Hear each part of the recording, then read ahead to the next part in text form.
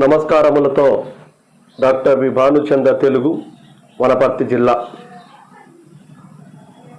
10వ తరగతి సింగిడి పాఠ్యపుస్తకం నుండి 3వ పాఠ్యాంశమైనటువంటి వీర తెలంగాణ ఆ పాఠ్యాంశంలో తెలంగాణ తల్లి యొక్క ఆత్మకథను మా విద్యార్థినిచే ఏకపాత్రాభినయ రూపంలో ప్రదర్శించడం జరిగింది.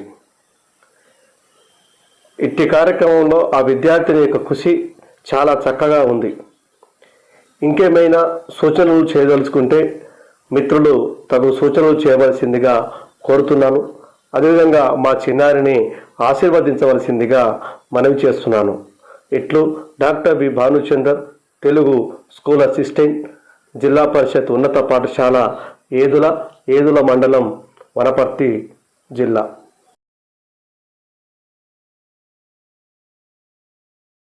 చదువుతున్నాను. నేనే తెలంగాణ తల్లిని. నా ఒడిలో పుట్టి పెరిగిన ప్రజలే నా కన్న బిడ్డలు. పచ్చని పొలాలు, కొండలు, చెరువులు, వాగులు, ప్రకృతి అందాలు నా ఆభరణాలు. నా ప్రజల కష్టం, ధైర్యం, పోరాటం నా చరిత్ర. నా బిడ్డలు ఎన్నో సంవత్సరాలు దోపిడీ, వెట్టి చాకిరి, అన్యాయాలను ఎదుర్కొన్నారు. భూస్వాముల దౌర్జన్యాలకు, నిరంకుశ పాలనకు వ్యతిరేకంగా తిరుగుబాటు చేశారు. తమ హక్కుల కోసం, ఆత్మ గౌరవం కోసం పోరాడారు. ఎందరో తమ ప్రాణాలను త్యాగం చేశారు. నా నేల రైతులు, కూలీలు, విద్యార్థులు, కవులు, కళాకారులు ఉద్యమాల్లో పాల్గొన్నారు. వీరి త్యాగాల వల్ల నా ప్రజల్లో చైతన్యం పెరిగింది. వీర తెలంగాణ ఉద్యమ స్ఫూర్తి నా చరిత్రలో చిరస్థాయిగా నిలిచిపోయింది. తర్వాత తెలంగాణ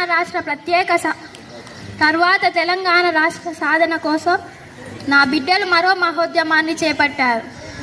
అనేక త్యాగాలు, పోరాటాలు ఫలితంగా 2014 జూన్ 2న తెలంగాణ రాష్ట్రం ఏర్పడింది. ఆ రోజు నా జీవితంలో మరపురాని రోజు. నేడు నా బిడ్డలు విద్య, విజ్ఞానం, వ్యవసాయం, సాంకేతికత, సాహిత్యం, క్రీడల వంటి అనేక రంగాలలో ముందుకు సాగాలని కోరుకుంటున్నాను. నా నేల పచ్చగా ఉండాలి. నా ప్రజలు సుఖ సంతోషాలతో జీవించాలి. నా చరిత్రను, సంస్కృతి, భాషను కాపాడుతూ సమాజ అభివృద్ధి ప్రతి ఒక్కరూ కృషి చేయాలి. నేనే తెలంగాణ తల్లిని.